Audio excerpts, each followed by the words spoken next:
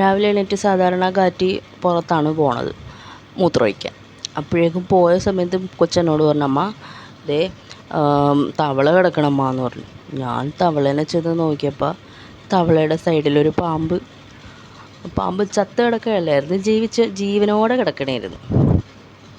ഇതേ ഞങ്ങളുടെ ഹണ്ടർ ആണ് ആ പാമ്പിനെ കടിച്ച്. അവൻ കണ്ടില്ലായിരുന്നു, പാമ്പിനെ കണ്ടില്ലായിരുന്നു. പക്ഷേ പാമ്പിനെ ഞങ്ങൾ കാണിച്ചു കൊടുത്തപ്പോഴേക്കും തന്നെ അതിനെ പിടിച്ച് അച്ഛനത് തൊട്ടപ്പോൾ തന്നെ അത് അനങ്ങി.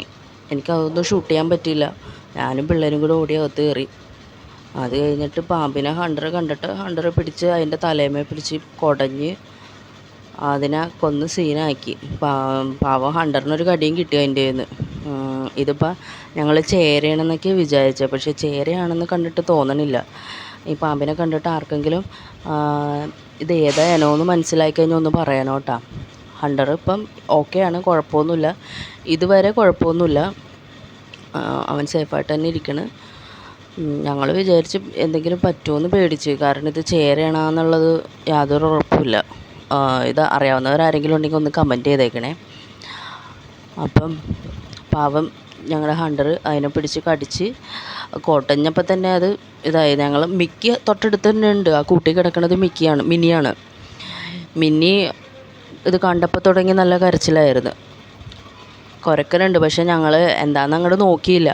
പക്ഷെ ഞാൻ ചെന്ന് ഇവന് കൊച്ചു മൂത്രമൊഴിക്കാൻ വേണ്ടി പുറത്തിറങ്ങിയപ്പോഴാണ് ഇത് കാണുന്നത്. ഞങ്ങൾ ആകെ ഷോക്കായി. അപ്പം തന്നെ ഹണ്ടറിനെ വിളിച്ച്